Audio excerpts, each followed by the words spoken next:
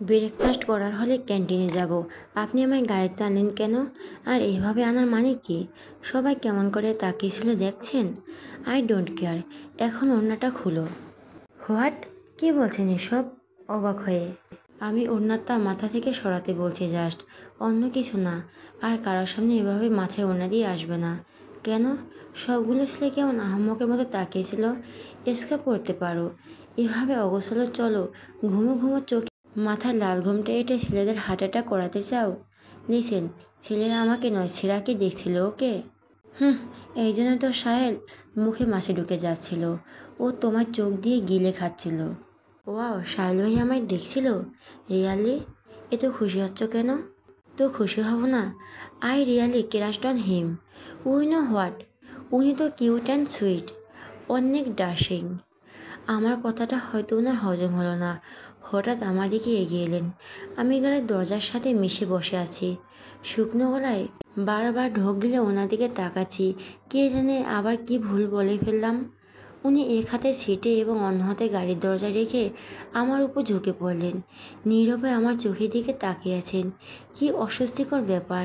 আমি নড়েচড়ে উঠতেই উনি আরও এগিয়ে এসে বলে উঠলেন, সাহেব ডাশিং, কিউট, সুইট, তো আমি কি? আপনি তো পুরো স্ট্রবেরি আইসক্রিম। মনে মনে, আপনি ভাইয়া? আমার কথাটা শুনে হতাশ দৃষ্টিতে আমার দিকে তাকালেন। আমি ওনাকে ধাক্কা দিয়ে সরিয়ে জোরে শ্বাস নিতে লাগলাম। উহ, আর একটু হলেই তো মরে যেতাম। শ্বাস নিতে নিতে সামনের দিকে তাকাতেই সাহিল ভাইয়াকে দেখতে পেলাম কারোর সাথে হেসে গল্প করছেন। আমার অবচেতন মন বলছে শুভ্র ভাইয়া সাহিল ভাইয়ার প্রতি জেলাস। কারণ না জানলেও এই জেলাসটাকে বাড়িয়ে দিলে কেমন হয়? যেমন ভাবা তেমন কাজ। শুভ্র চোখ মুখ লাল করে বসে আছেন। ওনাকে শুনিয়ে বলে উঠলেন, লুক ভাইয়া, সাহিল ভাইয়া নেবুগুলোর সাথে কি কিউট লাগছে। উফ, আমি তো আহত। আচ্ছা ভাইয়া, সাহিল ভাইয়া তো আপনার বেস্ট ফ্রেন্ড। তাহলে একটা কাজ করি, আমি ওনাকে পটিয়ে বিয়ে করে ফেলি। তাহলে আপনাকে রিলেশন আর ক্লোজ হবে। আপনার বোনের হাজবেন্ড বলে কথা, তাই না? আচ্ছা, আমি সাহিল ভাইয়ের কাছে যাই, ওকে? কথাটা বলে গাড়ির দরজায় হাত দিতেই উনি আমার হাতটা জোরে টেনে ধরে চোখ মুখ লাল করে বলে উঠলেন, খবরদার গাড়ি থেকে নামবে তো। Look at me, damage. কী পেয়েছো ওর মধ্যে, বলো কী পেয়েছো?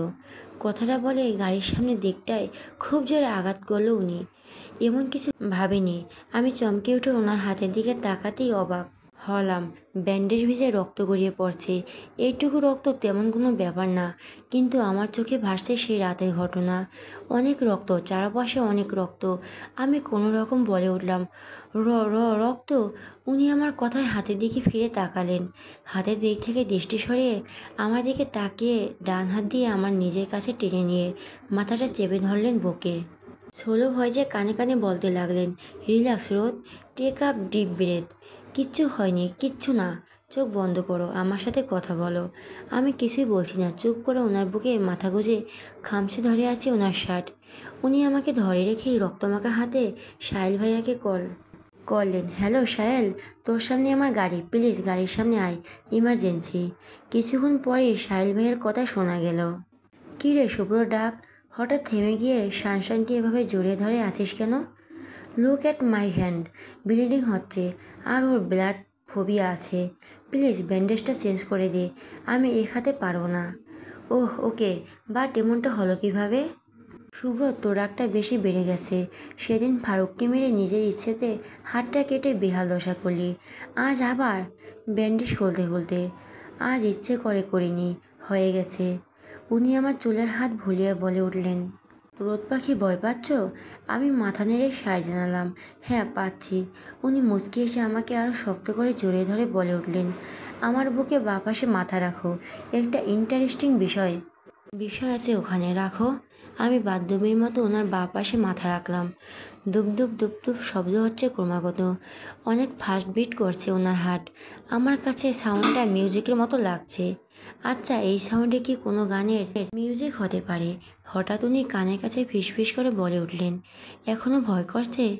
আমি খেয়াল করলাম আমার আর ভয় লাগছে না, একটুকু ভয় লাগছে না। আমি মাথা নেড়ে না বলতেই উনি বলে উঠলেন, মাথা নাড়ো কেন, মুখে বলো, আর বোবা হয়ে যেও না প্লিজ, স্পিক আপ। ভয় পাচ্ছি না। আমার কথায় শুভ্র হাসলো। সাহিল ভাইয়ার মুখের প্রতিক্রিয়া বুঝতে পারছিলাম না, কারণ উনি কারের বাইরে আমার আপডিজে দাঁড়িয়ে আছেন। সাহিল ভাইয়া কাজ শেষ করে যেতে নিলেই শুভ্র তাকে খাবার পাঠানোর কথা বলে দিলেন। সাহিল ভাইয়া মাথা নেড়ে সম্মতি জানিয়ে চলে গেলেন। আমিও সোজা হয়ে বসলাম। খুব লজ্জা লাগছে আমার। এতক্ষণ আমি ওনার এত কাছে ছিলাম ভাবা যায়? কিছুক্ষণের মধ্যে একটা ছেলে এলো খাবার নিয়ে। খাবারটা এগিয়ে দিয়ে হাসি মুখে বলে উঠল, সরি ভাই, লেট হয়ে গেছে। আসসালামু আলাইকুম ভাবি, ভালো আছেন? আমি জবাব দেওয়ার আগেই শুভ্র বলে উঠল, ও ভালো আছে, তুই এখন যা রাতুল। কিন্তু বাদ সাধলাম আমি। ছেলেটাকে থামিয়ে দিয়ে বলে উঠলাম, এক মিনিট এক মিনিট। এই শুভ্র ভাই আপনার কি হয়? জি ভাই লাগে। তাহলে শুভ্র ভাইয়ের বোন আপনার কি লাগবে? বোন লাগবে? বোন লাগলে আমার ভাবি ডাকেন কোন অ্যাঙ্গেল থেকে? আমি ওনার বোন হই। সো নেক্সট টাইম ভাবি ডাকলে খবর আছে, যান। জি ভাবি। মাথা নিচু করে, আবার ভাবি? সরি ভাবি। আবার? এই রাতুল তুই যা তো। গো। ছেলেটা 2 সেকেন্ড না দাঁড়িয়ে দিল দৌড়। আমি ওনার দিকে রাগি চোখে তাকে বলে উঠলাম, ওকে যেতে দিলেন কেন? তো বেঁধে রাখতাম? বেঁধে রাখতাম? তোমাকে তো জাস্ট ভাবি ডাকছে। এমন ভাব করছো যেন ও ভাবি ডাকতে তুমি ওর ভাইয়ের বাচ্চার মা হয়ে গেছো। স্টুপিড। ইচ্ছে তো করছে ওকে খুন করে ফেলি। তবু চুপ করে গেলাম। আপাতত ক্ষুধা লাগছে, একে পরে দেখা যাবে। আমি খাচ্ছি আর উনি গাড়ির সিটে হেলান দিয়ে গেম খেলছেন। নিচের ঠোঁটটা কামড়ে ধরে কপাল কুঁচকে স্ক্রিনের দিকে তাকিয়ে আছেন। আমি ওনার দিকে তাকিয়ে থেকে বলে উঠলাম, ছেঁড়াকে আজ কেমন লাগছিল? আমার কথায় বুড়ো কুচকে আমার দিকে তাকিয়ে বলে উঠলেন, শ্রেয়াকে? ওনার কথায় আমি চরম অবাক। একটু আগে নাম পরিচয় শুনে এক্ষুনি ভুলে গেলেন? আজব। আমি ওনার দিকে সন্দেহের দৃষ্টিতে তাকিয়ে বলে উঠলাম, একটু আগে যে মেয়েটির সাথে কথা বলছিলেন তার নাম শ্রেয়া। ও ওনার? ও, শুনে মেজাজ খারাপ হয়ে গেল। তবুও নিজেকে শান্ত রেখে বলে উঠলাম, শাড়িতে অস্থির লাগছিল না? পুরোই কিউটে টিব্বা। শাড়ি পরছিল নাকি? গেম খেলতে খেলতে। আপনি এটাও খেয়াল করেননি ও কি পরেছিল? এতক্ষণ কথা বলেও আপনি ওর ড্রেস খেয়াল করলেন না? ওর ড্রেস খেয়াল করে আমার কী লাভ বলো তো? কোনো দরকার আছে? ও জামা পরুক, শাড়ি পরুক, চাইলে কিছুই না পরুক, আই ডোন্ট কেয়ার। ওনার কথা শুনে আমি ফিট। থ্যাংক গড সিরা এখানেই নেই, নয়তো মেয়েটা সুইসাইড করতো। যার জন্য এত সাজগোজেও সে নাকি তারকে খেয়ালই করেনি কি পড়েছিল। ভাবা যায়? আমি খাওয়া থামিয়ে ওনার দিকে তাকিয়ে বলে উঠলাম, মিস করলেন? এত সুন্দর মেয়েকে চোখের সামনে রেখেও দেখলেন না? কি সুন্দর লাগছিল। অনেক সুন্দর লাগছিল। এলোমেলো চুল, ঘুমো ঘুমো চোখ, মাথায় জড়ানো ওড়না, লাল লাভা, পাগল যে হয়ে যায়নি সেটাই তো অনেক। রোদ পাখি। আনমনে কি বললেন? কই কই কিছু না তো। থতমত খেয়ে আমি তো শুনলাম আপনি বলেন এলোমেলো চুল। ওর চুল গোছানো ছিল, এলোমেলো ছিল না।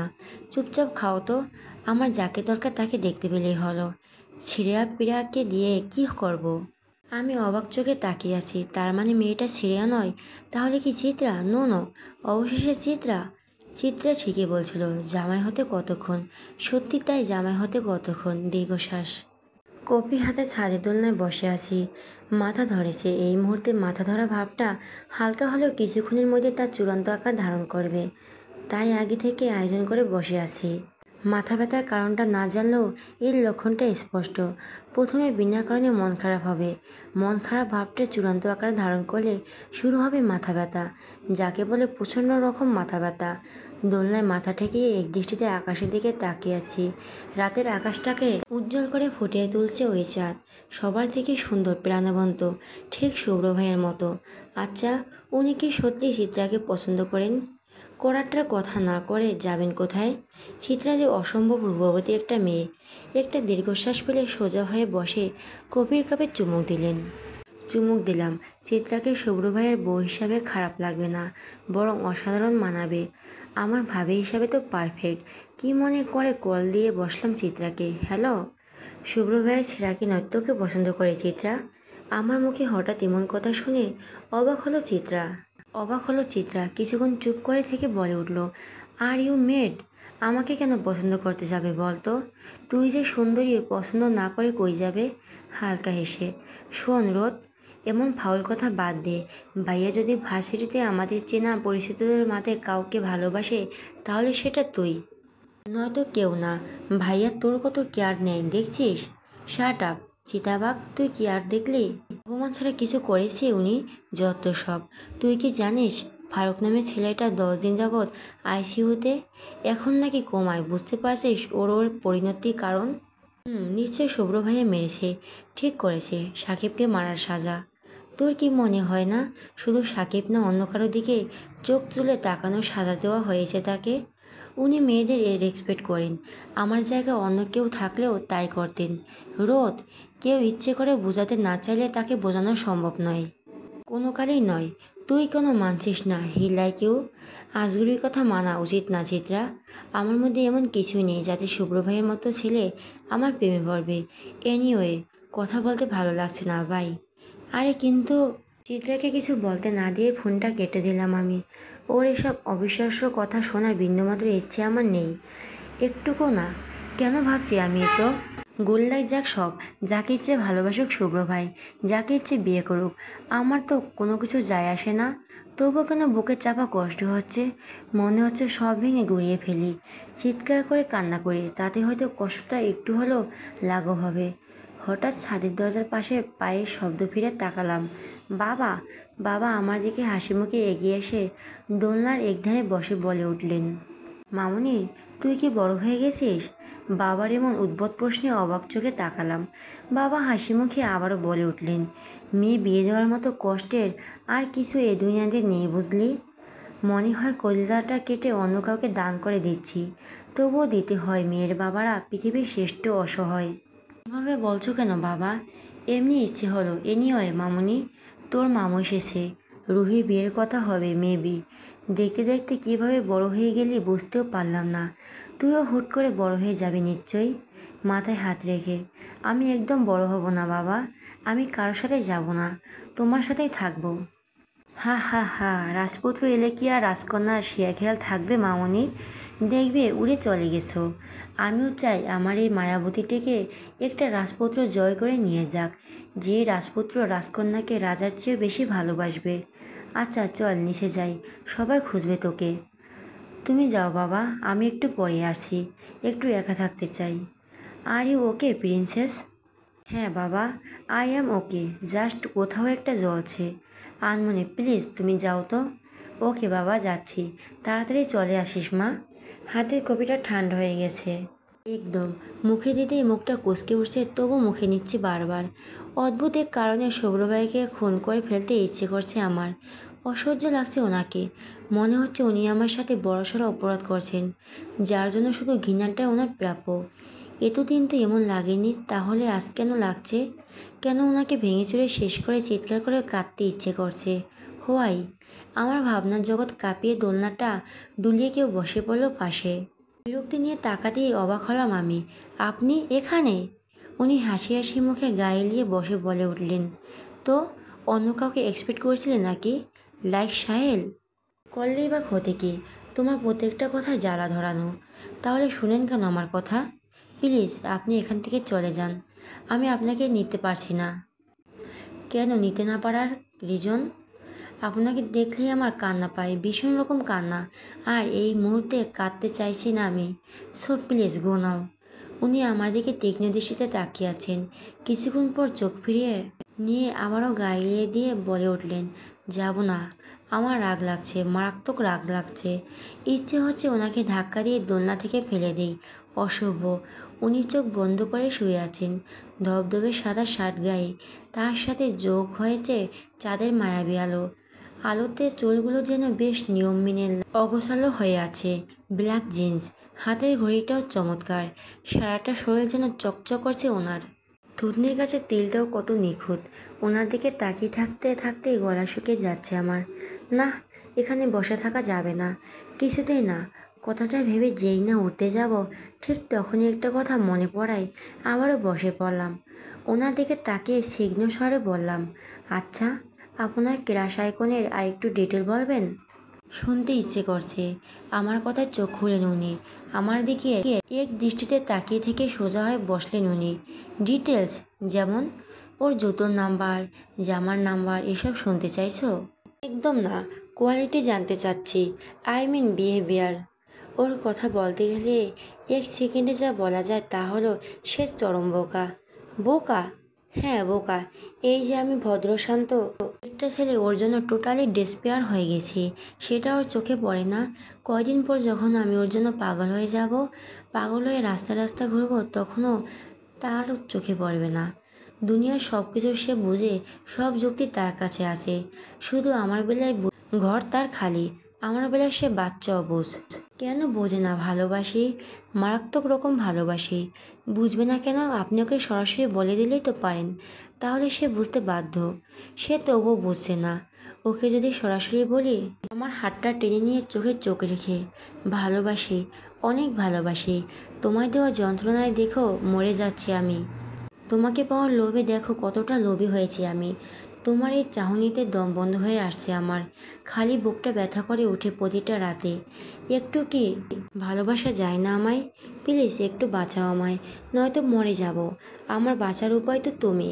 হাতটা ছেড়ে দিয়ে অন্যদিকে তাকিয়ে তখন সে বলবে, জানো, রিহার্সেল করছেন, শীঘ্রই কাউকে প্রপোজ করবেন বুঝি? ওনার কথায় হুহা করে হেসে উঠলাম আমি। সত্যি কি মেয়েটা এতটা বোকা?